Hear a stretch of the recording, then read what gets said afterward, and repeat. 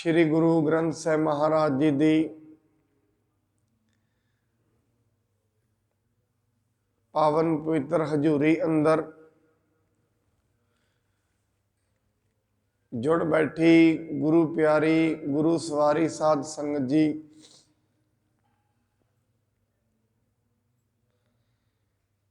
सवेरे जो सुखमणी साहब जी की कथा चल रही है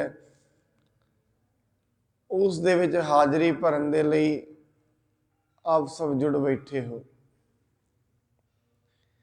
अज दी ये पौड़ी दे विच महाराज साहब कहंदे ने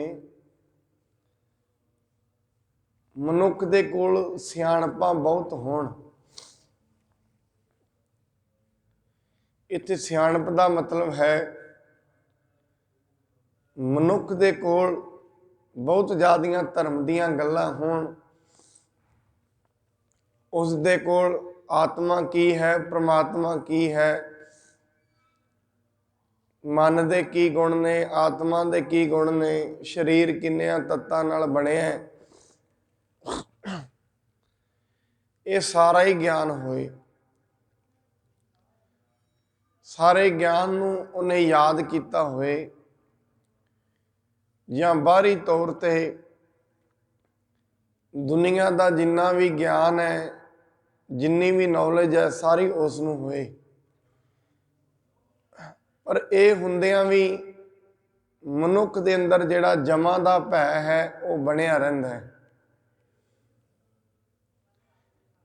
क्योंकि धार्मिक शास्त्रां नूं याद करना होर गल है, उन्हां नूं माणना होर गल है। मनुख अर्थ विचार याद कर सकता है, किते अर्थ विचार उस दी जिंदगी दे विचों निकले, उहदे अपने निजी अनुभव चों निकले, वो गल होर है। हजे ते मनुख गल करदा है किसी दी सुनी सुनाई,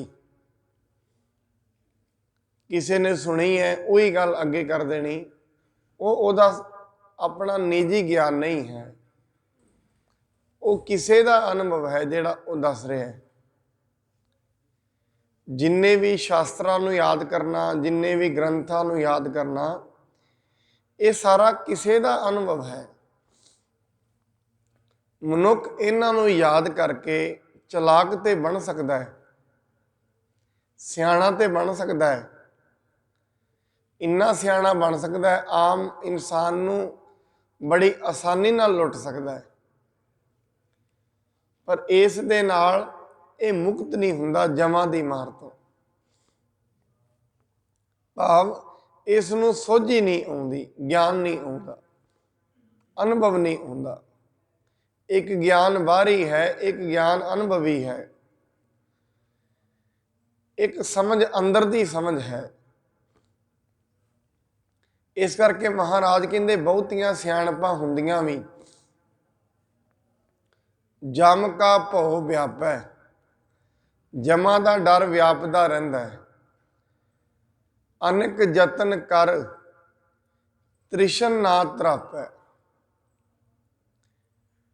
बड़े जतन करदा है पर जिहड़ी तृष्णा है वो बुझदी नहीं। पहला तृष्णा नूं समझना बहुत जरूरी है, तां सानूं इहनूं बुझाउण दा तरीका तां ही पता लगेगा। पहला मनुख नूं जे किसी नूं कोई भी रोग है, जे रोग होने का कारण पता लग जाए उहदा इलाज उस दिन ही हो जाता है। शरीर दे विच भी कोई रोग है, उसका कारण पता होना चाहिए बस। और जे किते मनुख अपने अंदरों वो कारण लभ लाए उस दिन इलाज हो गया। जिहड़ी चीज़ करके हुंदा है उन्होंने छड्ड देगा, इलाज शुरू। इस करके अज कई ऐसिया बीमारियां ने, आपां शारीरिक तल ते कई बीमारियां वेखदे हां जिहड़ियां सिर्फ मनुख दियां अज्ञानता करके ने। ਇਸ ਦੀ ਬੇਸਮਝੀ ਕਰਕੇ ਨੇ। ਅੱਜ ਦੇ ਡਾਕਟਰ ਕਿਸੇ ਨੂੰ ਅਲਰਜੀ ਹੋ ਜਾਏ ਨਾ, ਉਹ ਇੱਕ ਹੀ ਗੱਲ ਕਹਿੰਦੇ ਨੇ, ਇਹਦਾ ਇਲਾਜ ਤੇ ਕੋਈ ਨਹੀਂ ਹੈ, ਆਪਣੇ ਆਪ ਇਹਨੂੰ ਇਹ ਵੇਖੋ ਇਹ ਕਿਹੜੇ ਕਾਰਨ ਹੁੰਦੀ ਹੈ, ਕਿਹੜੀ ਉਹ ਵਸਤੂ ਹੈ ਜਿਹਦੇ ਨਾਲ ਤੁਹਾਨੂੰ ਹੁੰਦੀ ਹੈ। ਕਹਿੰਦੇ ਬਸ ਉਹਨੂੰ ਲੱਭ ਲਓ, ਤੁਹਾਡਾ ਇਲਾਜ ਆਪਣੇ ਆਪ ਹੀ ਹੋ ਜਾਣਾ, ਗੋਲੀ ਖਾਣ ਦੀ ਵੀ ਲੋੜ ਨਹੀਂ। ਹੁਣ ਅਨੇਕ ਯਤਨ ਮਨੁੱਖ ਕਰਦਾ ਹੈ ਤ੍ਰਿਸ਼ਨਾ ਨੂੰ ਬੁਝਾਉਣ ਦੇ, ਪਰ ਪਹਿਲਾਂ ਤ੍ਰਿਸ਼ਨਾ ਦਾ ਪਤਾ ਹੋਣਾ ਚਾਹੀਦਾ। ਤ੍ਰਿਸ਼ਨਾ ਦਾ ਮਤਲਬ ਇਹ ਹੈ, ਜਿਵੇਂ ਰਾਜਸਥਾਨ ਦੇ ਅੰਦਰ ਮਿਰਗ ਦੂਰੋਂ ਇਵੇਂ ਵੇਖ ਕੇ ਲੱਗਦਾ ਵੀ ਸਰੋਵਰ ਹੈ, ਕਿਤੇ ਪਾਣੀ ਪੀਵਾਂਗੇ, ਉਹਨੂੰ ਦੂਰੋਂ ਸਰੋਵਰ ਵੇਖ ਪੈਂਦਾ ਹੈ।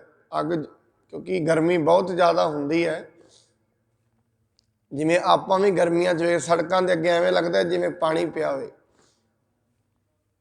ਦੂਰੋਂ ਉਹਨੂੰ ਵੇਖ ਕੇ ਐਸਾ ਲੱਗਦਾ ਹੈ ਅੱਗੇ ਪਾਣੀ ਹੈ, ਭੱਜਿਆ ਭੱਜਿਆ ਜਾਂਦਾ ਹੈ, ਭੱਜਿਆ ਭੱਜਿਆ ਜਾਂਦਾ ਹੈ, ਪਰ ਅੱਗੇ ਜਾ ਕੇ ਕੀ ਵੇਖਦਾ, ਪਾਣੀ ਨਹੀਂ ਹੁੰਦਾ। ਭੱਜਿਆ ਪਾਣੀ ਦੀ ਤਲਾਸ਼, ਅੱਗੇ ਪਹੁੰਚਿਆ ਪਾਣੀ ਨਹੀਂ ਸੀ। ਉਹ ਐਸਾ ਬਣਦਾ ਹੈ, ਉੱਥੇ ਜਦੋਂ ਪਹੁੰਚਦਾ ਅੱਗੇ ਵੇਖਦਾ ਅੱਗੇ ਹੈ, ਉੱਥੋਂ ਭੱਜਦਾ ਹੈ। ਜਿਵੇਂ ਅਸੀਂ GT ਰੋਡ ਤੇ ਗੱਡੀ ਤੇ ਜਾਂਦੇ ਹੋਈਏ, ਕਿਲੋਮੀਟਰ ਤੇ ਇਵੇਂ ਲੱਗਦਾ ਹੈ ਗਰਮੀਆਂ 'ਚ ਜਿਵੇਂ ਸੜਕ ਤੇ ਪਾਣੀ ਪਿਆ, ਉਹਨੂੰ ਕਹਿੰਦੇ ਨੇ ਮ੍ਰਿਗ ਤ੍ਰਿਸ਼ਨਾ। 1 ਕਿਲੋਮੀਟਰ ਤੇ ਗੱਡੀ ਪਹੁੰਚਦੀ ਹੈ, ਇਵੇਂ ਲੱਗਦਾ ਹੁਣ ਅਗਲੇ 1 ਕਿਲੋਮੀਟਰ ਤੇ। ਤ੍ਰਿਸ਼ਨਾ ਦਾ ਮਤਲਬ ਹੈ ਅਵਿਵੇਕ, ਕੱਲ ਦੇ ਵਿੱਚ ਜਿਉਣਾ। ਜੋ ਕੁਝ ਅੱਜ ਹੈ ਉਹਦੇ ਵਿੱਚ ਆਨੰਦ ਨਹੀਂ ਹੈ, ਜੋ ਕੁਝ ਕੱਲ ਨੂੰ ਆਏਗਾ ਉਹਦੇ ਵਿੱਚ ਆਨੰਦ ਹੈ, ਐਸਾ ਸੋਚਣਾ। ਜੋ ਕੁਝ ਅੱਜ ਹੈ ਉਹਦੇ ਨਾਲ ਤੇ ਕੁਝ ਮਿਲਿਆ ਨਹੀਂ, ਸ਼ਾਇਦ ਕੱਲ ਦੇ ਵਿੱਚ ਆਨੰਦ ਹੈ। ਜਿੰਨੀ ਮਾਇਆ ਅੱਜ ਹੈ ਉਹਦੇ ਨਾਲ ਤੇ ਕੁਝ ਮਿਲਿਆ ਨਹੀਂ, ਕੱਲ ਦੇ ਵਿੱਚ ਆਨੰਦ ਹੈ। ਭਾਵ ਆਪਣੀ ਜ਼ਿੰਦਗੀ ਨੂੰ ਭਵਿੱਖ ਵਿੱਚ ਜਿਉਣਾ, ਉਹਨੂੰ ਕਹਿੰਦੇ ਨੇ ਤ੍ਰਿਸ਼ਨਾ। ਔਰ ਇਹ ਇੱਕ ਮਨੁੱਖ ਦੇ ਨਾਲ ਨਹੀਂ ਹੈ, ਸਾਰਿਆਂ ਨਾਲ ਹੀ ਹੈ। ਔਰ ਇਹਦੇ ਕਈ ਕਾਰਨ ਇਹ ਵੀ ਨੇ ਤ੍ਰਿਸ਼ਨਾ ਜ਼ਿਆਦਾ ਹੋਣ ਦੇ। ਕਈ ਵਾਰੀ ਮਨੁੱਖ ਆਪ ਤ੍ਰਿਸ਼ਨਾਲੂ ਨਹੀਂ ਬਣਨਾ ਚਾਹੁੰਦਾ, ਆਪ ਕੁਛ ਨਹੀਂ ਕਰਨਾ ਚਾਹੁੰਦਾ। ਕਈ ਵਾਰੀ ਉਹਨੂੰ ਦੁਨੀਆ ਨੂੰ ਵੇਖ ਕੇ ਨਾਲ ਭੱਜਣਾ ਪੈਂਦਾ ਹੈ, ਆਪ ਤੇ ਸ਼ਾਇਦ ਉਹ ਉਨੇ ਵਿੱਚ ਰਾਜੀ ਵੀ ਹੋ ਜਾਏ। ਕਈ ਵਾਰੀ ਈਰਖਾ ਵੀ ਤ੍ਰਿਸ਼ਨਾ ਦਾ ਕਾਰਨ ਬਣ ਜਾਂਦੀ ਹੈ। ਨਾਲ ਦੇ ਪੜੋਸ ਵਿੱਚ ਕੋਈ ਰਹਿੰਦਾ ਹੋਏ, ਉਹ ਦਿਨ ਪ੍ਰਤੀ ਦਿਨ ਆਪ ਚੰਗੀ ਭਲੀ ਰੋਟੀ ਪਰਿਵਾਰ ਖਾਂਦਾ ਹੋਏ, ਪਰ ਜੇ ਕਿਤੇ ਨਾਲ ਦੇ ਨੇ ਕੁਝ ਅੱਗੇ ਤੋਂ ਅੱਗੇ ਕਰਨਾ ਸ਼ੁਰੂ ਕਰ ਦਿੱਤਾ, ਫਿਰ ਉਹਨੂੰ ਵੇਖ ਕੇ ਵੀ ਭੱਜਣਾ ਪੈਂਦਾ ਹੈ ਮਨੁੱਖ ਨੂੰ। ਕਈ ਵਾਰੀ ਈਰਖਾ ਵੀ ਤ੍ਰਿਸ਼ਨਾ ਦਾ ਕਾਰਨ ਬਣ ਜਾਂਦੀ ਹੈ। ਹੁਣ ਇਹਦੇ ਕਰਕੇ ਮਨੁੱਖ ਯਤਨ ਬੜੇ ਕਰਦਾ ਇਹਨੂੰ ਬੁਝਾਉਣ ਦੇ। ਕਈ ਵਾਰੀ ਘਰ ਛੱਡ ਕੇ ਚਲਾ ਜਾਂਦਾ ਹੈ। ਆਮ ਇਹ ਦੁਨੀਆ ਦੇ ਵਿੱਚ ਇਹ ਰੀਤ ਚੱਲਦੀ ਸੀ। ਸ਼ਾਇਦ ਤ੍ਰਿਸ਼ਨਾ ਤਾਂ ਹੈ ਅਸੀਂ ਪਰਿਵਾਰ ਵਿੱਚ ਰਹਿੰਦੇ ਹਾਂ, ਪਰਿਵਾਰ ਛੱਡ ਦਈਏ ਤ੍ਰਿਸ਼ਨਾ ਖਤਮ ਹੋ ਜਾਏਗੀ। ਪਰ ਇਹ ਯਤਨ ਤੇ ਹੈ, ਮਹਾਰਾਜ ਕਹਿੰਦੇ ਐਵੇਂ ਤੇ ਨਹੀਂ ਇਹ ਬੁਝਦੀ। ਤ੍ਰਿਸ਼ਨਾ ਨੂੰ ਸਮਝਣਾ ਪੈਣਾ ਹੈ ਤਾਂ ਬੁਝਦੀ ਹੈ। ਕਿ ਅੱਜ ਜਿੱਥੇ ਮਨੁੱਖ ਬੈਠਾ ਹੈ ਉਹਨੂੰ ਇਹ ਸਮਝਣਾ ਪੈਣਾ ਮੈਂ ਅੱਜ ਸੁਖੀ ਹਾਂ। ਉਹਦੇ ਅੰਦਰੋਂ ਆਪਣੇ ਆਪ ਆਵਾਜ਼ ਆਏਗੀ ਨਹੀਂ ਅੱਜ ਸੁਖੀ ਨਹੀਂ ਹੈ, ਕੋਈ ਚੀਜ਼ ਚਾਹੀਦੀ ਹੈ, ਕਿਸੇ ਨੂੰ ਕੋਈ ਵੀ ਵੱਡਾ ਮਰਤਬਾ ਚਾਹੀਦਾ ਹੈ। ਤੇ ਅੱਜ ਤੋਂ ਕੋਈ ਪੰਚ ਹੈ, ਉਹ ਕਹਿੰਦਾ ਮੈਂ ਸਰਪੰਚ ਬਣ ਜਾਵਾਂਗਾ ਤੇ ਸ਼ਾਇਦ ਆਨੰਦ ਆ ਜਾਏਗਾ। ਜਿਹੜਾ ਸਰਪੰਚ ਹੈ ਉਹ ਕਹਿੰਦਾ ਜ਼ਿਲ੍ਹੇ ਪ੍ਰੀਸ਼ਦ ਬਣ ਜਾਵਾਂਗਾ ਤੇ ਆਨੰਦ ਆ ਜਾਏਗਾ। ਉਹ ਜ਼ਿਲ੍ਹੇ ਵਾਲਾ ਕਹਿੰਦਾ ਮੈਂ MLA ਬਣ ਜਾਵਾਂ, MLA ਵਾਲਾ ਮੰਤਰੀ, ਮੰਤਰੀ ਅੱਗੇ ਹੋਰ ਅੱਗੇ ਕੇਂਦਰੀ ਮੰਤਰੀ। ਹੁਣ ਉਹਨੂੰ ਇਹ ਵੇਖਣਾ ਪੈਣਾ ਹੈ ਮੈਂ ਤੇ ਪੰਚ ਹਾਂ ਕਿ ਸਰਪੰਚ ਸ਼ਾਂਤ ਹੈ, ਪਹਿਲਾਂ ਹੀ ਵੇਖਣਾ ਪੈਣਾ, ਉਹਦੇ ਤੋਂ ਹੀ ਵੇਖਣਾ ਪੈਣਾ। ਉਹਦੇ ਬਣਨ ਦੇ ਨਾਲ, ਉਹ ਮਰਤਬਾ ਆਉਣ ਦੇ ਨਾਲ ਮੇਰੇ ਅੰਦਰ ਬਦਲਾਅ ਕੀ ਆਏਗਾ? ਕੁਝ ਵੀ ਨਹੀਂ। ਉਹਨੂੰ ਇਹ ਲੱਭਣਾ ਪੈਣਾ। ਇਹ ਜ਼ਰੂਰੀ ਨਹੀਂ ਹੈ ਮਨੁੱਖ ਆਪ ਗਲਤੀ ਕਰੇ ਤਾਂ ਹੀ ਸਮਝੇ। ਕਈ ਵਾਰੀ ਦੁਨੀਆ ਦੀਆਂ ਗਲਤੀਆਂ ਤੋਂ ਵੀ, ਏਡੀ ਵੱਡੀ ਜ਼ਿੰਦਗੀ ਨਹੀਂ ਹੈ ਹਰੇਕ ਗਲਤੀ ਆਪ ਕਰੇਗਾ ਤੇ ਸਮਝੇਗਾ। ਜੇ ਮਨੁੱਖ ਦੇ ਪਰੇਸ਼ਾਨ ਹੋਣ ਦਾ ਕਾਰਨ ਮਨੁੱਖ ਪਦਾਰਥ ਸਮਝਦਾ ਹੈ, ਕਿਉਂਕਿ ਜਿਹੜੀਆਂ ਇੱਛਾਵਾਂ ਨੇ, ਅੱਜ ਜਿਹੜੀ ਇੱਛਾ ਹੈ ਇਹ ਜ਼ਰੂਰੀ ਨਹੀਂ ਹੈ ਜਿਹੜੀ ਅੱਜ ਖਤਮ ਹੋ ਗਈ ਤੇ ਕੱਲ ਨੂੰ ਇੱਛਾ ਨਹੀਂ ਉੱਠੇਗੀ, ਉੱਠੇਗੀ ਕੱਲ ਨੂੰ ਨਵੀਂ ਇੱਛਾ ਹੈ, ਉਹਦੇ ਨਾਲ ਫਿਰ ਹੋਰ ਅੱਗੇ ਚੱਲਦਾ ਰਹਿਣਾ ਕੰਮ। ਇਹ ਤੇ ਤ੍ਰਿਸ਼ਨਾ ਨੂੰ ਮਾਰਨ ਦਾ ਇੱਕੋ ਇੱਕ ਹਥਿਆਰ ਹੈ, ਉਹ ਹੈ ਸਬਰ। ਜਦੋਂ ਮਨੁੱਖ ਸਬਰ ਵਿੱਚ ਆ ਜਾਏ ਉਦੋਂ ਇਹ ਬੁੱਝ ਜਾਂਦੀ ਹੈ। ਦੁਨੀਆ ਦਾ ਮਹਾਨ ਲੇਖਕ ਹੋਇਆ ਸ਼ੇਖ ਸਾਦੀ।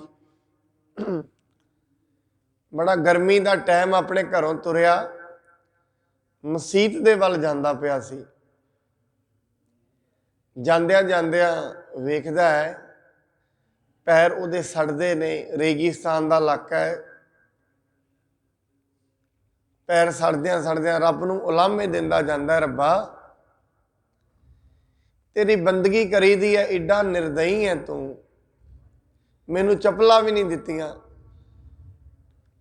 ਅੱਗੇ ਤੁਰਿਆ ਗਿਆ, ਇੱਕ ਦਰਖਤ ਦੇ ਥੱਲੇ ਵੇਖਦਾ ਹੈ ਇੱਕ ਮਨੁੱਖ ਪਿਆ, ਇਧਰੋਂ ਸੂਰਜ ਚੜ੍ਹਿਆ, ਇੱਧਰ ਉਹਨੂੰ ਪਰਲੀ ਸਾਈਡ ਪਾ ਗਏ ਵੀ ਹੁਣ ਛਾਂ ਪਰਲੀ ਸਾਈਡ ਹੈ। ਉਹਦੇ ਹੱਥ ਵੀ ਹੈ ਨਹੀਂ, ਪੈਰ ਵੀ ਹੈ ਨਹੀਂ। ਹੁਣ ਸੂਰਜ ਪਰਲੀ ਸਾਈਡ ਚਲਾ ਗਿਆ, ਉਧਰ ਧੁੱਪ ਆ ਗਈ। ਉਹ ਜਾਂਦਿਆਂ ਹੋਇਆ ਬਿਲਕਦਾ ਹੈ, ਸ਼ੇਖ ਸਾਦੀ ਨੂੰ ਕਹਿੰਦਾ ਹੈ ਮੈਨੂੰ ਕਿਤੇ ਛਾਂ ਵਿੱਚ ਹੀ ਕਰ ਜਾ। ਸ਼ੇਖ ਸਾਦੀ ਨੇ ਨਾਲੋਂ ਨਾਲ ਪਰਮਾਤਮਾ ਨੂੰ ਕਿਹਾ, ਪਰਮਾਤਮਾ ਮੇਰੇ ਤੋਂ ਗਲਤੀ ਹੋ ਗਈ ਹੈ, ਮੈਨੂੰ ਤੈਨੂੰ ਉਲਾਮਾ ਨਹੀਂ ਸੀ ਦੇਣਾ ਚਾਹੀਦਾ। ਉਹਦਾ ਕਾਰਨ ਇੱਕ ਹੈ, ਮੈਨੂੰ ਤੇ ਚੱਪਲਾਂ ਨਹੀਂ ਦਿੱਤੀਆਂ, ਇਹਨੂੰ ਤੇ ਪੈਰ ਹੀ ਨਹੀਂ ਦਿੱਤੇ। ਮੈਂ ਤੇ ਤਾਂ ਰੋਣੇ ਰੋ ਰਿਹਾ, ਮੈਨੂੰ ਚੱਪਲਾਂ ਨਹੀਂ ਦਿੱਤੀਆਂ। ਇਹਦੇ ਵੱਲ ਵੇਖ ਕੇ ਮੈਨੂੰ ਪਤਾ ਲੱਗਦਾ ਹੈ ਇਹਨੂੰ ਤੇ ਤੂੰ ਪੈਰ ਵੀ ਨਹੀਂ ਦਿੱਤੇ। ਮੈਂ ਠੀਕ ਹਾਂ, ਮੈਂ ਬਦਕਿਸਮਤ ਨਹੀਂ ਹਾਂ, ਮੈਂ ਖੁਸ਼ਕਿਸਮਤ ਹਾਂ। ਮੇਰੀ ਜ਼ਿੰਦਗੀ ਬੇਹਾਲ ਨਹੀਂ ਹੈ, ਖੁਸ਼ਹਾਲ ਹੈ। ਦੁਨੀਆ ਦੇ ਵਿੱਚ ਜੇ ਕਿਸੇ ਨੂੰ ਨੌਕਰੀ ਮਿਲੀ ਹੋਈ ਹੈ, ਕਿਸੇ ਨੂੰ ਕੋਈ ਧੰਦਾ ਮਿਲਿਆ ਹੋਇਆ ਹੈ, ਆਪ ਯਾਦ ਰੱਖਣਾ 50 ਕਰੋੜ ਦੁਨੀਆ 'ਚ ਲੋਕ ਐਸੇ ਨੇ ਜਿਨ੍ਹਾਂ ਨੂੰ ਰੋਜ਼ ਘਰੋਂ ਕੰਮ ਧੰਦੇ ਦੀ ਤਲਾਸ਼ ਨਿਕਲਣਾ ਪੈਂਦਾ ਹੈ। 50 ਕਰੋੜ। 10 ਕਰੋੜ ਲੋਕ ਦੁਨੀਆ 'ਚ ਐਸੇ ਨੇ ਜਿਹੜੇ ਕਿਸੇ ਨਾ ਕਿਸੇ ਬਿਮਾਰੀ ਨਾਲ ਭਿਅੰਕਰ ਗ੍ਰਸਤ ਨੇ। ਜੇ ਰੱਬ ਨੇ ਸਹੀ ਸਵਾਸਥ ਦਿੱਤਾ ਹੈ ਫਿਰ ਮਨੁੱਖ ਖੁਸ਼ਕਿਸਮਤ ਹੈ। ਤ੍ਰਿਸ਼ਨਾ ਦਾ ਇਲਾਜ ਸਬਰ ਹੈ, ਔਰ ਜਿਹਦੇ ਕੋਲ ਸਬਰ ਹੈ, ਸੰਤੋਖ ਹੈ, ਉਹਦੇ ਕੋਲ ਖੁਸ਼ੀ ਹੈ, ਉਹਦੇ ਕੋਲ ਆਨੰਦ ਹੈ, ਭੱਜ ਦੌੜ ਨਹੀਂ ਹੈ। ਤ੍ਰਿਸ਼ਨਾ ਦਾ ਮਤਲਬ ਹੈ ਭੱਜ ਦੌੜ। ਜਿਵੇਂ ਇੱਕ ਝੀਲ ਹੈ, ਝੀਲ ਦੇ ਉੱਤੇ ਕਿੰਨੀਆਂ ਹੀ ਲਹਿਰਾਂ ਉੱਠਦੀਆਂ ਨੇ। ਹੁਣ ਉਹ ਜਿਹੜੀਆਂ ਲਹਿਰਾਂ ਉੱਠੀ ਜਾਂਦੀਆਂ ਨੇ, ਉੱਠਦੀਆਂ ਨੇ ਫਿਰ ਥੱਲੇ ਡਿੱਗਦੀਆਂ ਨੇ। ਝੀਲ ਦੇ ਪਰੇਸ਼ਾਨੀ ਦਾ ਕਾਰਨ ਉਹ ਲਹਿਰਾਂ ਨੇ ਤੇ ਉਹ ਹਵਾ ਜਿਹੜੀ ਚੱਲ ਰਹੀ ਹੈ, ਜਿਹੜੀ ਉਹਦੇ ਪਾਣੀ ਨੂੰ ਚੁੱਕਦੀ ਹੈ। ਜੇ ਕਿਤੇ ਹਵਾ ਨਾ ਚੱਲੇ, ਝੀਲ ਦੇ ਵਿੱਚ ਕੋਈ ਹਲਚਲ ਨਹੀਂ ਹੋਣੀ। ਮਨੁੱਖ ਦੇ ਅੰਦਰ ਜਿਹੜੀ ਇੱਛਾ ਦੀ ਹਵਾ ਚੱਲ ਰਹੀ ਹੈ, ਇਹਦੀ ਪਰੇਸ਼ਾਨੀ ਦਾ ਕਾਰਨ ਉਹ ਹੈ, ਔਰ ਇਸ ਨੂੰ ਪਤਾ ਵੀ ਨਹੀਂ ਹੈ। ਜਦੋਂ ਅਸੀਂ ਸੰਸਾਰ ਦੀ ਪਰਿਭਾਸ਼ਾ ਲੈਂਦੇ ਹਾਂ ਵੀ ਸੰਸਾਰ ਕੀ ਹੈ, ਬਸ ਸੰਸਾਰ ਦੀ ਪਰਿਭਾਸ਼ਾ ਹੈ ਜਿੱਥੇ ਭੱਜ ਦੌੜ ਹੈ। ਇੱਕ ਮਨੁੱਖ ਦੂਜੇ ਤੋਂ ਅੱਗੇ ਨਿਕਲਣਾ ਚਾਹੁੰਦਾ ਹੈ, ਉਹਨੂੰ ਸੰਸਾਰ ਕਹਿੰਦੇ ਨੇ। ਫਿਰ ਪਰਮਾਤਮਾ ਕੀ ਹੈ? ਜਿੱਥੇ ਸ਼ਾਂਤੀ ਹੈ, ਜਿੱਥੇ ਭੱਜ ਦੌੜ ਨਹੀਂ ਹੈ। ਭਗਤ ਰਵਿਦਾਸ ਜੀ ਦਾ ਸ਼ਬਦ ਹੈ ਇੱਕ, ਬੇਗਮਪੁਰਾ ਸ਼ਹਿਰ ਕੋ ਨਾਉ, ਦੁਖ ਅੰਦੋਹ ਨਹੀਂ, ਤੇ ਹੇਠਾਂ। ਜਿੱਥੇ ਦੁੱਖ ਨਹੀਂ ਹੈ, ਜਿੱਥੇ ਫਿਕਰ ਨਹੀਂ ਹੈ, ਜਿੱਥੇ ਚਿੰਤਾ ਨਹੀਂ ਹੈ, ਜਿਹੜੀ ਥਾਂ ਤੇ ਉੱਥੇ ਹੈ ਪਰਮਾਤਮਾ। ਜਿੱਥੇ ਹਜੇ ਚਿੰਤਾ ਹੈ, ਜਿੱਥੇ ਹਜੇ ਕੋਈ ਨਾ ਕੋਈ ਦੁੱਖ ਹੈ, ਮਨੁੱਖ ਨੂੰ ਲੱਗ ਰਿਹਾ ਹੈ, ਫਿਰ ਹਜੇ ਤਾਈਂ ਉੱਥੇ ਨਾ ਪਰਮਾਤਮਾ ਨਾ ਸ਼ਾਂਤੀ ਹੈ। ਔਰ ਦੁੱਖ ਕੋਈ ਇਹ ਨਹੀਂ ਸਰੀਰਿਕ ਹੈ, ਮਾਨਸਿਕ ਹੈ, ਨਹੀਂ ਸਾਧ ਸੰਗਤ। ਦੁੱਖ ਦੋ ਹੀ ਚੀਜ਼ਾਂ ਦਾ ਹੈ, ਜਾਂ ਤੇ ਕੁਝ ਗਵਾਚ ਗਿਆ ਹੈ ਜਾਂ ਕੁਝ ਮਿਲਿਆ ਨਹੀਂ ਹੈ, ਬਸ ਦੋ ਹੀ ਨੇ। ਜਾਂ ਤੇ ਪਿਛਲਾ ਦੁੱਖ ਹੈ, ਕੁਝ ਚਲਾ ਗਿਆ ਉਹਦਾ ਦੁੱਖ ਹੈ, ਜਾਂ ਕੁਝ ਹਜੇ ਤਾਈਂ ਮਿਲਿਆ ਨਹੀਂ ਹੈ ਉਹਦਾ ਦੁੱਖ ਹੈ। ਜੋ ਕੁਝ ਹੈ ਉਹਦਾ ਸੁੱਖ ਨਹੀਂ ਮਨੁੱਖ ਮਾਣ ਸਕਦਾ। ਇਹਨੂੰ ਹੀ ਚਿੰਤਾ ਕਹਿੰਦੇ ਨੇ, ਇਹਨੂੰ ਹੀ ਤ੍ਰਿਸ਼ਨਾ ਕਹਿੰਦੇ ਨੇ। ਮਨੁੱਖ ਕੀ ਸਮਝਦਾ ਹੈ? ਦੁੱਖ ਇਹੀ ਹੈ। ਫਿਰ ਮੈਂ ਬੇਨਤੀ ਕਰਾਂ, ਜੋ ਕੁਝ ਚਲਾ ਗਿਆ ਕੋਲੋਂ, ਜੇ ਕੋਲ ਕੁਝ ਹੈ ਸਹੀ, ਜੇ ਕੋਈ ਮਾਇਆ ਸੀ ਚਲੀ ਗਈ ਹੈ, ਜੇ ਪੁੱਤਰ ਸੀ ਧੀ ਸੀ ਕੋਈ ਚਲਾ ਗਿਆ ਹੈ, ਜੇ ਇੱਜ਼ਤ ਸੀ ਮਾਣ ਸੀ ਮਰਿਆਦਾ ਸੀ ਚਲੀ ਗਈ ਹੈ, ਉਹਦਾ ਦੁੱਖ ਹੈ ਜਿਹੜੀ ਚਲੀ ਗਈ। ਹੁਣ ਸਿਆਣੇ ਪੁਰਖ ਕਹਿੰਦੇ ਨੇ ਜਿਹੜੀ ਚਲੀ ਗਈ ਉਹਨੂੰ ਦੁਬਾਰਾ ਸੋਚੇਗਾ ਉਹ ਤੇ ਪਰੇਸ਼ਾਨੀ ਬਣੇਗੀ। ਜਿਹੜਾ ਚਲਾ ਹੀ ਗਿਆ, ਹੁਣ ਅਗਲਾ ਦੁੱਖ ਹੈ ਕੁਝ ਮਿਲਿਆ ਨਹੀਂ ਹੈ। ਜੋ ਕੁਝ ਮਿਲਿਆ ਉਹ ਕਦੇ ਵੇਖਿਆ ਹੀ ਨਹੀਂ। ਅੱਖਾਂ ਮਿਲੀਆਂ ਨੇ, ਬੜਿਆਂ ਕੋਲ ਨਹੀਂ ਹੈ। ਪੈਰ ਹੈਗੇ ਨੇ, ਬੜਿਆਂ ਕੋਲ ਨਹੀਂ ਹੈ। ਰੋਟੀ ਮਿਲਦੀ ਹੈ ਖਾਣ 'ਚ, ਕਈਆਂ ਨੂੰ ਨਹੀਂ ਮਿਲਦੀ। ਮਹਾਰਾਜ ਬਾਣੀ 'ਚ ਕਹਿੰਦੇ ਨੇ ਇਹ ਗੱਲ, ਪਰਮਾਤਮਾ ਨੇ ਐਸੀ ਦੁਨੀਆ ਦੀ ਪ੍ਰਕਿਰਤੀ ਬਣਾਈ ਹੈ, ਬੜੇ ਲੋਕ ਦੁਨੀਆ 'ਚ ਐਸੇ ਨੇ ਜਿਨ੍ਹਾਂ ਨੂੰ ਰੋਟੀ ਮਿਲਦੀ ਹੀ ਨਹੀਂ। ਕੇਤਿਆਂ ਦੁੱਖ ਭੂਖ ਸਦ ਮਾਰ, ਕਈਆਂ ਨੂੰ ਐਸੇ ਨੇ।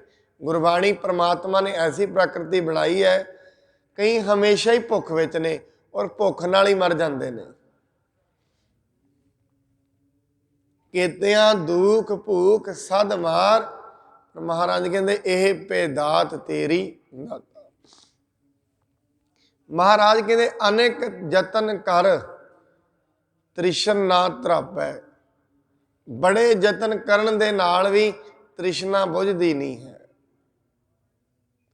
ਮਨੁੱਖ ਯਤਨ ਸਾਰਾ ਦਿਨ ਕਰ ਹੀ ਰਿਹਾ। ਜਿੰਨੇ ਵੀ ਇਹ ਯਤਨ ਨੇ, ਜਿੰਨੀ ਵੀ ਦੁਨੀਆ 'ਚ ਭੱਜ ਦੌੜ ਹੈ, ਇਹ ਤ੍ਰਿਸ਼ਨਾ ਦੀ ਹੈ।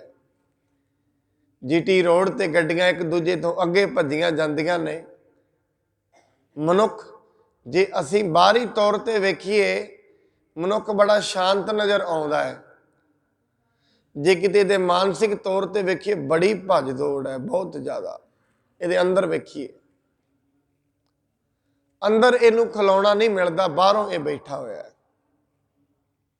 ਮਹਾਰਾਜ ਕਹਿੰਦੇ ਨੇ ਸੰਨਿਆਸੀਆਂ ਨੂੰ ਕਿ ਅੰਤਰ ਅਗਨ ਬਾਹਰ ਤਨ ਸਵਾਹ। ਜਪਜੀ ਸਾਹਿਬ ਸੁਖਮਨੀ ਸਾਹਿਬ 'ਚ ਆਉਂਦਾ। ਔਰ ਇਹ ਜ਼ਰੂਰੀ ਨਹੀਂ ਹੈ ਜਿਹੜਾ ਸੰਸਾਰੀ ਮਨੁੱਖ ਹੈ ਉਹੀ ਦੁਖੀ ਹੈ। ਜਿਹੜੇ ਪਰਮਾਤਮਾ ਦਾ ਭੇਖ ਧਾਰਨ ਕੀਤਾ ਉਹ ਵੀ ਦੁਖੀ ਨੇ। ਤ੍ਰਿਸ਼ਨਾ ਤੇ ਉਹਨਾਂ ਕੋਲ ਵੀ ਹੈ। ਹੁਣ ਮਹਾਰਾਜ ਅੱਗੇ ਕਹਿੰਦੇ ਨੇ ਭੇਖ ਅਨੇਕ ਅਗਨ ਨਹੀਂ ਬੁਝੈ। ਬੜੇ ਭੇਖ ਮਨੁੱਖ ਕਰਦਾ ਹੈ, ਪਰ ਇਹ ਜਿਹੜੀ ਤ੍ਰਿਸ਼ਨਾ ਦੀ ਅਗਨ ਹੈ ਇਹ ਨਹੀਂ ਬੁਝਦੀ। ਇਹ ਬੜੇ ਭੇਖ ਕੀਤਿਆਂ ਵੀ ਨਹੀਂ ਬੁਝਦੀ। ਮਨੁੱਖ ਇਹ ਸੋਚਦਾ ਹੈ ਸ਼ਾਇਦ ਜਿੱਥੇ ਮੈਂ ਅੱਜ ਖੜਾ ਇਹਦੇ ਨਾਲ ਮੇਰੀ ਤ੍ਰਿਪਤੀ ਨਹੀਂ ਹੋਈ, ਸ਼ਾਇਦ ਇਹ ਤੋਂ ਅੱਗੇ ਮੈਂ ਚੱਲਾਂਗਾ ਤ੍ਰਿਪਤੀ ਹੈ। ਮਨੁੱਖ ਅਸਲ ਦੇ ਵਿੱਚ ਇਹਦੇ ਪ੍ਰਾਣਾਂ ਦੇ ਵਿੱਚ ਇੱਕ ਹੀ ਪਿਆਸ ਹੈ, ਉਹ ਹੈ ਤ੍ਰਿਪਤੀ ਦੀ। ਹਰੇਕ ਮਨੁੱਖ ਦੇ, ਹਰੇਕ ਮਨੁੱਖ ਤ੍ਰਿਪਤ ਹੋਣਾ ਚਾਹੁੰਦਾ ਹੈ। ਆਪਣੀ ਜ਼ਿੰਦਗੀ 'ਚ ਐਸੀ ਅਵਸਥਾ ਤੇ ਪਹੁੰਚਣਾ ਚਾਹੁੰਦਾ ਹੈ ਜਿੱਥੇ ਨਾ ਘਰ ਵਿੱਚ ਅੰਨ ਦੀ ਕਮੀ ਹੋਏ, ਨਾ ਧਨ ਦੀ ਕਮੀ ਹੋਏ, ਨਾ ਕੋਈ ਬਿਮਾਰ ਹੋਏ, ਚਾਰੇ ਬੰਨੇ ਸਾਰੇ ਰਿਸ਼ਤੇਦਾਰ ਵੀ ਖੁਸ਼ ਹੋਣ, ਬੱਚੇ ਵੀ ਖੁਸ਼ ਹੋਣ, ਬੱਚੇ ਵੀ ਲੱਗੇ ਹੋਣ, ਉਹਨਾਂ ਨੂੰ ਕਦੇ ਕੋਈ ਦੁੱਖ ਆਏ ਨਾ। ਐਵੇਂ ਮਨੁੱਖ ਸੋਚਦਾ। ਇਹ ਇਹਦੀ ਘਾੜਤ ਹੈ। ਐਸਾ ਸੰਸਾਰ ਇਹ ਵੇਖਣਾ ਚਾਹੁੰਦਾ ਹੈ। ਪਰ ਜੇ ਮਨੁੱਖ ਡੂੰਘੇ ਪੱਧਰ ਤੇ ਸੋਚੇ, ਐਸਾ ਨਹੀਂ ਹੋਣਾ। ਐਸਾ ਜ਼ਿੰਦਗੀ 'ਚ ਕਦੇ ਵੀ ਨਹੀਂ ਹੋਣਾ ਵੀ ਹਮੇਸ਼ਾ ਹੀ ਮਨੁੱਖ ਸੁੱਖ ਵਿੱਚ ਹੋਏ। ऐसा नहीं होना। दुनिया दे विच सूरज चढ़दा है, 12 घंटिया बाद ते सूरज नूं भी डुबना पैंदा है। चानना है, 12 घंटिया बाद ते हनेरा आउणा हुंदा है। एक दरख्त छां दे रहा है, 5-4 घंटिया बाद उहदे थल्ले भी धुप लगनी शुरू हो जाती है। एवें दुनिया दे विच बड़े ऐसे साथ जेड़ा चंद्रमा 15 दिनों तक रोशनी दिंदा है, 15 दिनों बाद वह भी मस्या च ग्रहण हो जाता है। इत्थे ते सूरज नूं ग्रहण लग जाता है। तो जे मनुख ये बनाना चाह रहा, इत्थे रुत्तां ने, पहला गर्मी सी हुण सर्दी आ गई है। इनू गुरु तेग बहादुर महाराज जी ने कहा, जे डूंगा समझे ना मनुख, कहो नानक किश थिर नहीं। जे अज वडियाई मिली है, ये नाल दिल नहीं लाना चाहिए, सदा नहीं रहनी है।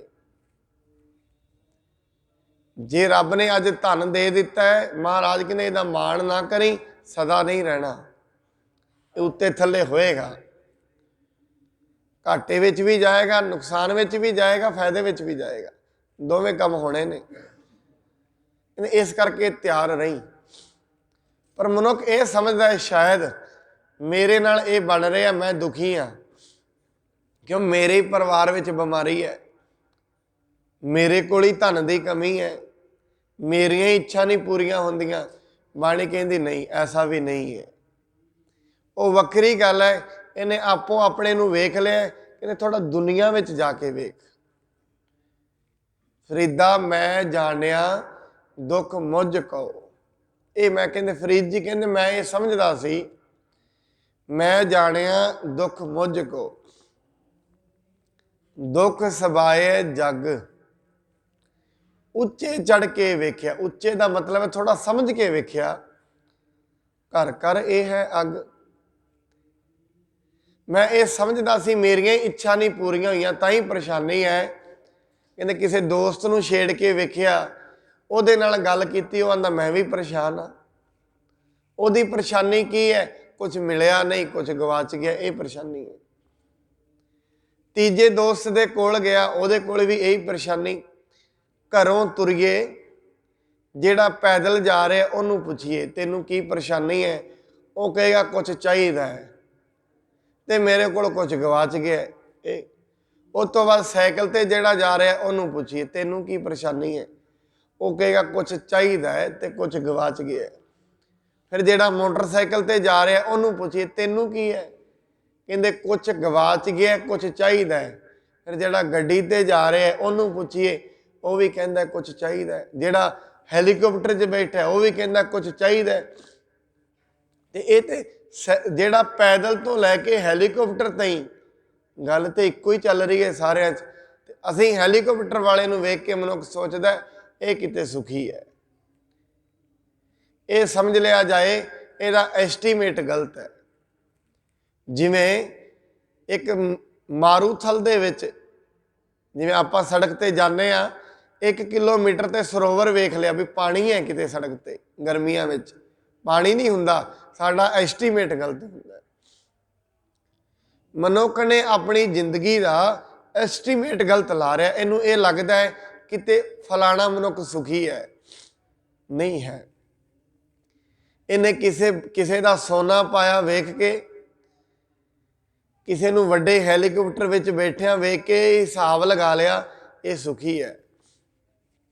बाहरों ते वो लग रहा है, बाहरों ते हरेक मनुख ही हसदा है, पर वो हासा सदा नहीं है।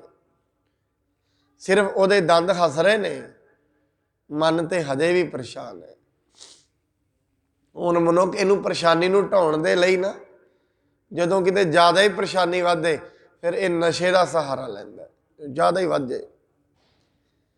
मन भी जदों परेशानी नूं सहन करना बंद कर दे फिर ये नशे का सहारा लैंदा। परेशानी सारिਆਂ कोल है, क्यों? हरेक मनुख तृष्णालु है। मनुख के अंदर तृष्णा है और तृष्णा परेशान करती है। एक सबर है जिहड़ा मनुख नूं शांत करता है। सिर्फ ये सबर रखना, जो कुछ मैनू मिले है बहुत है। कमाए वो अगली गल है, कमाना थोड़ी ना छड़ देना है, पर जो मैनू मिले है वो ठीक है। मैं ਉਹਦੇ ਵਿੱਚ ਰਾਜੀ ਹਾਂ। ਗੁਰਬਾਣੀ ਇਹ ਕਹਿੰਦੀ ਹੈ। ਬਾਕੀ ਮਹਾਰਾਜ ਕਹਿੰਦੇ ਨੇ ਭੇਖ ਅਨੇਕ ਅਗਰ ਨਹੀਂ ਬੁਝੈ, ਅਨੇਕਾਂ ਭੇਖ ਕਰਕੇ ਵੀ ਜੇ ਇਹ ਸੋਚੇ ਨਾ ਸ਼ਾਇਦ ਗ੍ਰਸਤੀ ਧਰਮ ਦੁਖੀ ਹੈ, ਮੈਂ ਸਾਧੂ ਬਣ ਜਾਵਾਂ ਫਿਰ ਸੁਖੀ ਹੋ ਜਾਵਾਂਗਾ।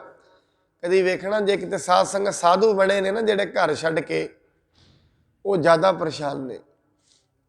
ਕਿਤੇ ਕੁੰਭ ਦਾ ਮੇਲਾ ਹੁੰਦਾ ਹੈ ਨਾ, ਡੰਡਿਆਂ ਨਾਲ ਆਪ ਹੀ ਸਾਧੂ ਲੜ ਪੈਂਦੇ ਨੇ, ਜਿਨ੍ਹਾਂ ਦੀ ਕੋਈ ਜ਼ਮੀਨ ਵੀ ਨਹੀਂ ਵੰਡਣੀ, ਨਾ ਕੋਈ ਬੱਚਿਆਂ ਦੀ ਲੜਾਈ ਹੈ, ਆਪਸ 'ਚ ਗਾਲਾਂ ਦੇਈ ਜਾਣਗੇ। ਆ ਬ੍ਰਹਮ ਸਰੋਵਰ ਤੇ ਬੈਠੇ ਨੇ, ਸਾਰਿਆਂ ਨੇ ਘਰ ਛੱਡੇ ਨੇ, ਇਹਨਾਂ ਕੋਲ ਜਾ ਕੇ ਕਿਤੇ ਬੈਠ ਜਾਣਾ। ਦਾਸ ਨੇ ਤੇ ਅਨੁਭਵ ਕੀਤਾ ਵੀ ਹੈ, ਉਹ ਸਾਡੀ ਲੈਣ ਹੈ, ਅਸੀਂ ਤੇ ਰਹੇ ਵੀ ਹਾਂ ਇਹਨਾਂ ਨਾਲ।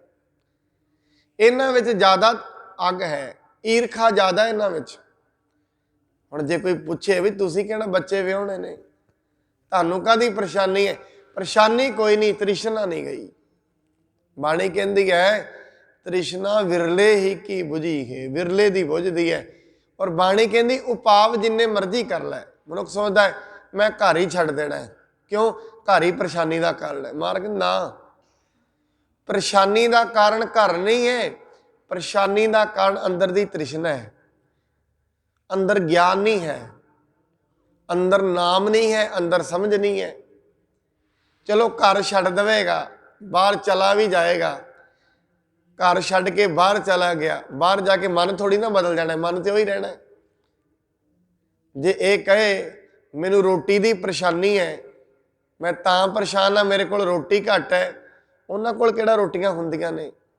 ਉਹ ਫਿਰ ਲੋਕਾਂ ਦੀਆਂ ਜੇਬਾਂ ਵੱਲ ਵੇਖਦੇ ਨੇ, ਕੋਈ ਆਏ ਤੇ ਰੋਟੀ ਦੇ ਜਾਏ, ਕੋਈ ਮੈਨੂੰ 50 ਰੁਪਏ ਦੇ ਜਾਏ, 100 ਦੇ ਜਾਏ। ਉਹਨਾਂ ਦੀਆਂ ਆਪਣੀਆਂ ਮੁਸ਼ਕਿਲਾਂ ਨੇ।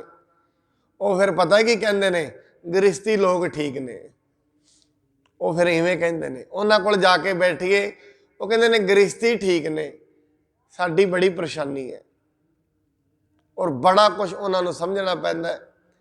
ਦੁਨੀਆ ਦਾ ਇੱਕ ਮਹਾਨ ਉਹਨੇ ਕਿਤਾਬ ਲਿਖੀ ਹੈ ਵਿਰਾਗ ਸ਼ਤਕ, ਬੜਾ ਵੱਡਾ ਜੋਗੀ ਹੋਇਆ ਭਰਥਰੀ। ਉਹਨੇ ਆਪਣਾ ਘਰ ਛੱਡ ਦਿੱਤਾ, ਘਰ ਛੱਡ ਕੇ ਚੱਲਦਾ ਰਿਹਾ ਰਾਹ ਤੇ। ਇੱਕ ਦਿਨ ਚੰਦਰਮਾ ਦੀ ਰਾਤ ਸੀ, ਕਿਸੇ ਨੇ ਥੁੱਕਿਆ ਹੋਇਆ ਸੀ। ਉਹਨੇ ਸੋਚਿਆ ਕਿਤੇ ਹੀਰਾ ਪਿਆ, ਸਭ ਕੁਝ ਛੱਡਿਆ, ਹੀਰੇ ਆਏ ਸੀ ਉਹਦੇ ਕੋਲ। ਉਹ ਹੱਥ ਮਾਰਿਆ, ਉੱਥੋਂ ਨਿਕਲਿਆ। ਉਹਨੇ ਆਪਣੀ ਕਿਤਾਬ 'ਚ ਲਿਖਿਆ ਹੈ, ਕਹਿੰਦੇ ਮੇਰਿਆ ਮਨਾ ਤੇਰਾ ਵਿਸ਼ਵਾਸ ਨਹੀਂ ਹੈ, ਉਹ ਤੂੰ ਏਡੀ ਵੱਡੀ ਮਾਇਆ ਛੱਡ ਕੇ ਆਇਆ, ਹਜੇ ਤਾਈਂ ਵੀ ਹੀਰਿਆਂ ਦੀ ਭਾਲ 'ਚ ਤੁਰਿਆ ਫਿਰਦਾ। ਉਹਨੇ ਘਰ ਛੱਡਿਆ, ਰਾਜ ਭਾਗ ਛੱਡਿਆ, ਰਾਜ ਭਾਗ ਛੱਡ ਕੇ ਵੀ ਅੰਦਰੋਂ ਨਹੀਂ ਛੱਡ ਸਕਿਆ। ਮਹਾਰਾਜ ਕਹਿੰਦੇ ਕਬੀਰ ਮਾਇਆ ਤਜੀ ਤੋਂ ਕਿਆ ਪਿਆ, ਮਾਇਆ ਛੱਡ ਦਿੱਤੀ ਤੇ ਕੀ ਹੋ ਗਿਆ? ਜੋ ਮਾਨ ਤਜਿਆ ਨਾ ਜਾਏ, ਉਹਦਾ ਮਾਣ ਫਿਰ ਵੀ ਨਹੀਂ ਛੱਡਦਾ, ਮੈਂ ਘਰ ਛੱਡ ਦਿੱਤਾ। ਮਹਾਰਾਜ ਕਹਿੰਦੇ ਇਹਦੇ ਬੁਝਣ ਦਾ ਕਾਰਨ ਘਰ ਛੱਡਣਾ ਨਹੀਂ ਹੈ। ਇਹ ਕਿਤੇ ਇਹ ਨਹੀਂ ਹੈ ਵੀ ਘਰ ਛੱਡਿਆ, ਜੇ ਘਰ ਛੱਡਿਆ ਮੁਸ਼ਕਿਲਾਂ ਹੱਲ ਹੁੰਦੀਆਂ ਹੋਣ, ਫਿਰ ਤੇ ਜਿੰਨਿਆਂ ਨੇ ਘਰ ਛੱਡਿਆ ਸਾਰੇ ਬ੍ਰਹਮ ਗਿਆਨੀ ਹੋਣੇ ਚਾਹੀਦੇ ਨੇ। ਆ ਕੁਰਸ਼ੇਤਰ ਕਿੰਨੇ ਬੈਠੇ ਨੇ, ਸਾਰੇ ਬ੍ਰਹਮ ਗਿਆਨੀ ਹੋਣ। ਹਰਿਦੁਆਰ ਕਿੰਨੇ ਬੈਠੇ ਨੇ, ਬੜਿਆਂ ਨੇ ਘਰ ਛੱਡਿਆ, ਡੇਰੇ ਬਣਾਏ ਨੇ, ਕਿ ਸਾਰੇ ਹੀ ਸੁਖੀ ਨੇ? ਜੇ ਘਰ ਛੱਡਿਆ ਮਨੁੱਖ ਸੁਖੀ ਹੁੰਦਾ ਹੋਏ, ਫਿਰ ਤੇ ਬੜਾ ਸੌਖਾ ਉਪਾਅ ਹੈ ਸੁੱਖ ਦਾ, ਨਾ ਸਾਧ ਸੰਗਤ। ਗੁਰੂ ਨਾਨਕ ਸਾਹਿਬ ਕਹਿੰਦੇ ਨੇ ਇਹ ਤੇਰਾ ਭਰਮ ਹੈ, ਸੁੱਖ ਨਹੀਂ ਹੈ। ਜਿਨ੍ਹਾਂ ਨੇ ਘਰ ਛੱਡਿਆ ਉਹਨਾਂ ਦੇ ਅੰਦਰੋਂ ਈਰਖਾ ਮੁੱਕ ਗਈ ਹੈ, ਤ੍ਰਿਸ਼ਨਾ ਮੁੱਕ ਗਈ ਹੈ, ਨਹੀਂ ਮੁੱਕੀ। ਇੱਛਾਵਾਂ ਮੁੱਕ ਗਈਆਂ ਨੇ, ਨਹੀਂ ਮੁੱਕੀਆਂ। ਅੱਜ ਛੋਟੀ ਗੱਡੀ ਹੈ, ਕਹਿੰਦੇ ਵੱਡੀ ਚਾਹੀਦੀ ਹੈ। ਅੱਜ 5 ਕਿੱਲਿਆਂ ਦੇ ਵਿੱਚ ਡੇਰਾ ਹੈ, ਕਹਿੰਦੇ 50ਵਾਂ 'ਚ ਚਾਹੀਦਾ ਹੈ। ਜਿਹਦਾ 50ਵਾਂ 'ਚ ਹੈ, ਕਹਿੰਦੇ 100ਵਾਂ 'ਚ ਚਾਹੀਦਾ ਹੈ। ਉਹਨਾਂ ਕੋਲ ਕਿਹੜਾ ਮੁੱਕ ਗਈ ਹੈ? ਉਹਨਾਂ ਦੇ ਕੋਲ ਬਸ ਇੱਕ ਵਾਰੀ ਗੱਲ ਛੇੜਨ ਦੀ ਲੋੜ ਹੈ ਵੀ ਬਾਬਾ ਜੀ ਫਲਾਣੀ ਥਾਂ ਤੇ ਇਹ ਮਿਲਦਾ ਪਿਆ ਹੈ, 10 ਕਿੱਲੇ ਨੇ, ਦਾਨ ਦੇਣ ਲੱਗੇ ਨੇ, ਤੇ ਕਹਿੰਦੇ ਤੁਸੀਂ ਉੱਥੇ ਕੁਝ ਬਣਾ ਦਿਓ। ਲਿਆ ਫਟਾਫਟ, ਹੈ GT ਰੋਡ ਤੇ ਨੇ ਸਾਰੇ। ਉਹਨੇ ਇਹ ਥੋੜੀ ਨਾ ਕਹਿਣਾ ਨਹੀਂ ਆਪਾਂ ਕੀ ਕਰਨਾ ਹੈ, ਆਪਾਂ ਤੇ ਰੱਬ ਦੀ ਬੰਦਗੀ ਕਰਨੀ ਹੈ, ਛੱਡ ਪਰਾਂ, ਸਾਨੂੰ ਕੀ ਹੈ ਜ਼ਮੀਨਾਂ ਨਾਲ। ਨਹੀਂ, ਉਹ ਕਹਿੰਦਾ ਲਿਆ ਦੇ। ਮਹਾਰਾਜ ਕਹਿੰਦੇ ਇਸ ਕਰਕੇ ਭੇਖ ਅਨੇਕ, ਭੇਖ ਕਿਦਿਆਂ ਵੀ ਅਗਨ ਨਹੀਂ ਬੁਝਦੀ। ਇਹ ਅੰਦਰ ਫਿਰ ਵੀ ਜੀੜਾ ਅਗਨ ਬਰਾਬਰ ਤਪੈ, ਭੀਤਰ ਵਗੈ ਘਾਤੀ। महाराज फिर इलाज भी दसते ने, प्रणवत नानक हुक्म पछाणै सुख होवै दिन राती।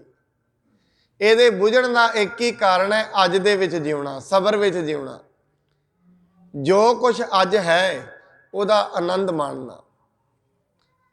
ਜਿਹੜੇ ਆਮ ਕਰਕੇ ਲੋਕ ਹੁੰਦੇ ਨੇ, ਜਾਂ ਤੇ ਅੱਗੇ ਵਿੱਚ ਜਿਉਂਦੇ ਨੇ ਜਾਂ ਪਿੱਛੇ ਵਿੱਚ ਜਿਉਂਦੇ ਨੇ। ਇਹ ਮੈਨੂੰ ਕਹਿੰਦੇ ਨੇ, ਆਪਣੇ ਦਿਮਾਗ ਤੇ ਇਹ ਵੀ ਵਜਨ ਪਾਈ ਰੱਖਦੇ ਨੇ, ਸ਼ਾਇਦ ਉਦੋਂ ਪੜ੍ਹ ਲੈਂਦੇ ਤੇ ਅੱਜ ਇਹ ਨਹੀਂ ਸੀ ਹੋਣਾ, ਐਵੇਂ ਵੀ ਸੋਚਦੇ ਨੇ। ਕਈਆਂ ਦਾ ਇਹ ਹੁੰਦਾ, ਉਹ ਹੁਣ ਪਿੱਛੇ ਵਿੱਚ ਜੀ ਰਹੇ ਨੇ।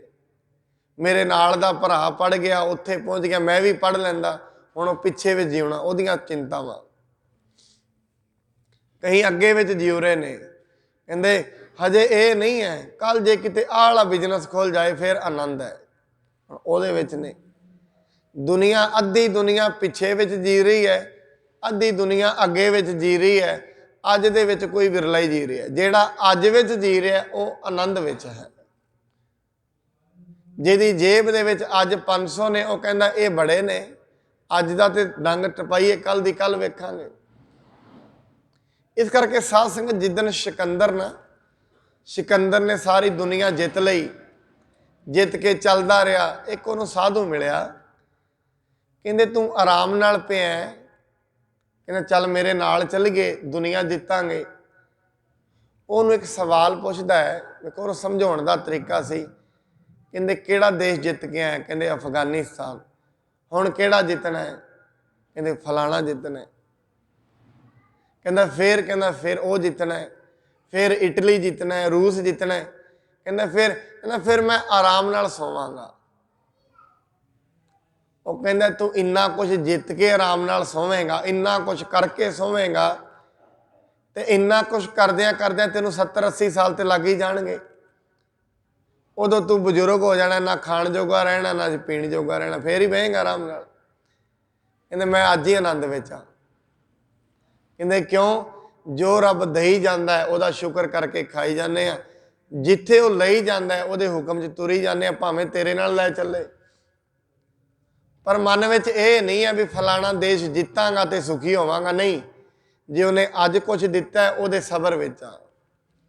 ਹਾਂ, ਕੱਲ ਨੂੰ ਜਿਤਵਾ ਦੇਗਾ, ਉਹਦੀ ਮਰਜ਼ੀ ਹੈ। ਜੇ ਰਾਜ ਦੇਣ ਤਾਂ ਕਵਨ ਵਡਾਈ, ਜੇ ਕੱਲ ਨੂੰ ਰਾਜ ਵੀ ਦੇ ਦੇਗਾ ਤਾਂ ਕੋਈ ਗੱਲ ਨਹੀਂ। ਅੱਗੇ ਮਹਾਰਾਜ ਕਹਿੰਦੇ ਨੇ, ਕੋਟ ਉਪਾਵ ਦਰਗਾਹ ਨਹੀਂ ਸਿੱਝੈ। ਕਈ ਉਪਾਵ ਵੀ ਕੀਤੇ ਆ, ਦਰਗਾਹ ਦੀ ਸਮਝ ਨਹੀਂ ਪੈਂਦੀ। ਛੂਟਸ ਨਾਹੀ ਊਬ ਪਿਆਲ, ਮੋਹੇ ਵਿਆਪੇ ਮਾਇਆ ਜਾਲ। ਮਨੁੱਖ ਛੁੱਟਦਾ ਨਹੀਂ, ਨਾਲੇ ਕਹਿੰਦੇ ਨੇ ਮੋਹੇ ਵਿਆਪੇ ਮਾਇਆ ਜਾਲ। ਮੋਹ ਦੇ ਵਿੱਚ ਫਸਿਆ ਹੋਇਆ ਹੈ ਔਰ ਮਾਇਆ ਦੇ ਜਾਲ ਵਿੱਚ ਫਸਿਆ ਹੋਇਆ ਹੈ। ਇਹ ਜਿੰਨੀ ਦੁਨੀਆ ਇੱਕ ਜਾਲ ਹੈ ਔਰ ਮਨੁੱਖ ਇਹਦੇ ਵਿੱਚ ਫਸ ਜਾਂਦਾ ਹੈ ਮੱਕੜੀ ਦੀ ਤਰ੍ਹਾਂ। ਔਰ ਵੈਸੇ ਜੇ ਦੂਜੇ ਤਰੀਕੇ ਲਾਈਏ, ਮਨੁੱਖ ਨੇ ਆਪਣਾ ਜਾਲ ਬੁਣਿਆ ਵੀ ਆਪ ਹੀ ਹੈ। ਔਰ ਸਾਧ ਸੰਗਤ, ਮੱਕੜੀ ਆਪਣਾ ਜਾਲ ਬੁਣਦੀ ਹੈ, ਆਪਣੇ ਜਾਲ ਤੋਂ ਫਿਰ ਆਪ ਹੀ ਬਾਹਰ ਨਹੀਂ ਨਿਕਲ ਸਕਦੀ। ਕਦੀ ਵੇਖਣਾ ਮੱਕੜੀ ਜਾਲ ਬੁਣ ਕੇ ਉੱਤੋਂ ਬਾਹਰ ਨਹੀਂ ਨਿਕਲ, ਉਹਦੇ ਵਿੱਚ ਹੀ ਮਰ ਜਾਂਦੀ ਹੈ। ਐਵੇਂ ਦੁਨੀਆ ਆਪਣਾ ਜਾਲ ਆਪ ਬੁਣਦੀ ਹੈ, ਫਿਰ ਉਹਦੇ ਵਿੱਚੋਂ ਬਾਹਰ ਵੀ ਨਹੀਂ ਨਿਕਲ ਸਕਦੀ। ਇਹ ਪਰਮਾਤਮਾ ਨੇ ਐਸੀ ਰਚਨਾ ਬਣਾਈ ਹੈ, ਐਸਾ ਚੱਕਰ ਵੀ ਬਣਾਇਆ, ਇਹਦੇ ਵਿੱਚੋਂ ਨਿਕਲਣ ਦਾ ਹੁਣ ਮਹਾਰਾਜ ਤਰੀਕਾ ਵੀ ਦੱਸਦੇ ਨੇ। ਅਵਰ ਕਰਤੂਤ ਸਗਲੀ ਜਮ ਡਾਨੈ।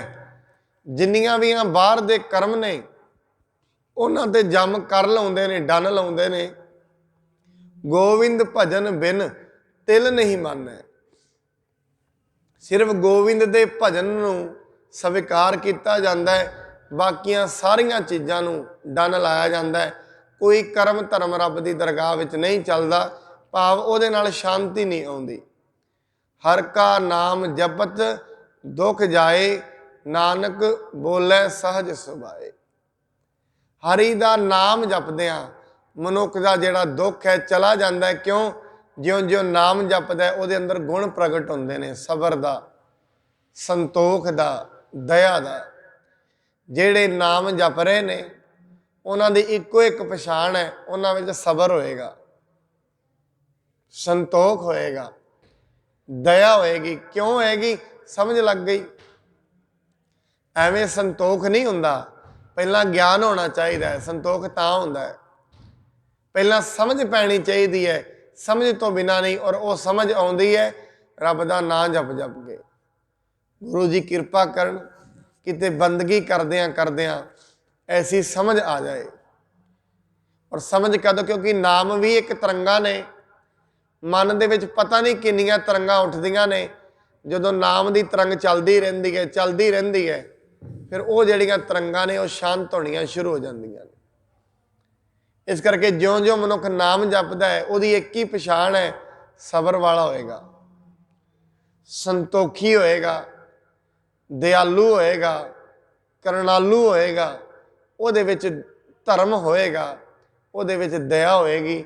ਔਰ ਜਿਵੇਂ ਜਿਵੇਂ ਮਨੁੱਖ ਨਾਮ ਜਪਦਾ ਰਹਿੰਦਾ ਹੈ, ਇਹ ਗੁਣ ਰੋਜ਼-ਰੋਜ਼ ਪ੍ਰਗਟ ਹੁੰਦੇ ਨੇ। ਐਵੇਂ ਨਹੀਂ ਇੱਕੋ ਦਿਨ ਹੋ ਜਾਂਦੇ ਨੇ।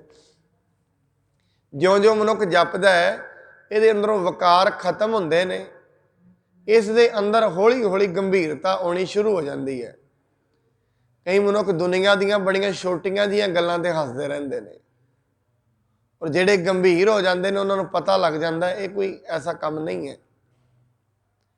ਇਸ ਕਰਕੇ ਜਿਹੜਾ ਰੱਬ ਦਾ ਨਾਂ ਹੈ, ਇਹ ਮਨੁੱਖ ਨੂੰ ਗੰਭੀਰ ਕਰਦਾ ਹੈ। ਰੋਜ਼-ਰੋਜ਼ ਨਾਮ ਜਪਿਆ, ਰੋਜ਼-ਰੋਜ਼ ਜਪਿਆ, ਮਨੁੱਖ ਨੂੰ ਸਮਝ ਪੈਂਦੀ ਹੈ ਕਿੱਥੋਂ ਕੀ ਮਿਲਦਾ ਹੈ, ਕਿੱਥੋਂ ਕੀ ਘਟਦਾ ਹੈ। ਉਹ ਹੌਲੀ-ਹੌਲੀ ਸਬਰ ਵਾਲਾ, ਸੰਤੋਖ ਵਾਲਾ ਬਣਦਾ ਜਾਂਦਾ ਹੈ। ਗੁਰੂ ਜੀ ਕਿਰਪਾ ਕਰਨ ਕਿਤੇ ਐਸੀ ਅਵਸਥਾ ਸਾਨੂੰ ਵੀ ਮਿਲ ਜਾਏ। ਔਰ ਇਹ ਮਿਲਣੀ ਤਾਂ ਆਪਾਂ ਕੱਲ੍ਹ ਵੀ ਬੇਨਤੀ ਕੀਤੀ ਸੀ, ਸੰਗਤ ਵਿੱਚ ਆਇਆ, ਜੇ ਕਿਤੇ 100 ਗੱਲਾਂ ਹੋਣ, 5 ਯਾਦ ਰਹਿ ਜਾਣ, 1 ਮਹੀਨੇ ਵਿੱਚ ਉਹ 150 ਹੋ ਜਾਂਦੀਆਂ ਨੇ। ਕੋਈ ਨਾ ਕੋਈ ਐਸੀ ਗੱਲ ਹੈ, ਕਿਉਂਕਿ ਇਹ ਕਰਮ ਹੀ ਬਣਿਆ ਨਾ। ਤੁਹਾਨੂੰ ਤਾਂ ਹੀ ਤੇ ਚੰਗੀ ਗੱਲ ਸੁਣਨ ਨੂੰ ਮਿਲਦੀ ਹੈ। ਕਿਤੇ ਨਾ ਕਿਤੇ ਕੋਈ ਐਸਾ ਕਰਮ ਕਰਨ ਲੱਗੀ, ਸਾਹਮਣੇ ਕੋਈ ਗੱਲ ਆ ਜਾਂਦੀ ਹੈ ਵੀ ਨਹੀਂ, ਗੁਰੂ ਜੀ ਇਹ ਗੱਲ ਨਹੀਂ ਕਹਿੰਦੇ, ਮੈਨੂੰ ਛੱਡ ਦੇਣੀ ਚਾਹੀਦੀ ਹੈ। ਨਾਲੋਂ ਨਾਲ ਮਨੁੱਖ ਉਹ ਛੱਡੇ, ਸੁਖੀ ਹੋ ਜਾਂਦਾ। ਕਈ ਚੀਜ਼ਾਂ ਐਸੀਆਂ ਨੇ ਜਿਨ੍ਹਾਂ ਦੇ ਸਾਨੂੰ ਨਹੀਂ ਪਤਾ, ਗੁਰੂ ਨੂੰ ਪਤਾ ਹੈ। ਉਹਨਾਂ ਦੇ ਸਾਡੀ ਜ਼ਿੰਦਗੀ 'ਚ ਭਿਅੰਕਰ ਨਤੀਜੇ ਨਿਕਲਦੇ ਨੇ, ਤੇ ਗੁਰੂ ਸਾਹਿਬ ਪਹਿਲਾਂ ਹੀ ਕਹਿ ਦਿੰਦੇ ਨੇ ਵੀ ਇਹਨੂੰ ਛੱਡ ਦੇ। ਸੋ ਗੁਰੂ ਜੀ ਕਿਰਪਾ ਕਰਨ, ਨਾਮ ਦੀ ਦਾਤ ਬਖਸ਼ਣ। ਇੰਨੀਆਂ ਬੇਨਤੀਆਂ ਪ੍ਰਵਾਨ ਹੋਈ, ਭੁੱਲ ਚੁੱਕ ਦੇ ਲਈ ਖਿਮਾ ਕਰਨੀ ਜੀ। ਵਾਹਿਗੁਰੂ ਜੀ ਕਾ ਖਾਲਸਾ, ਵਾਹਿਗੁਰੂ ਜੀ ਕੀ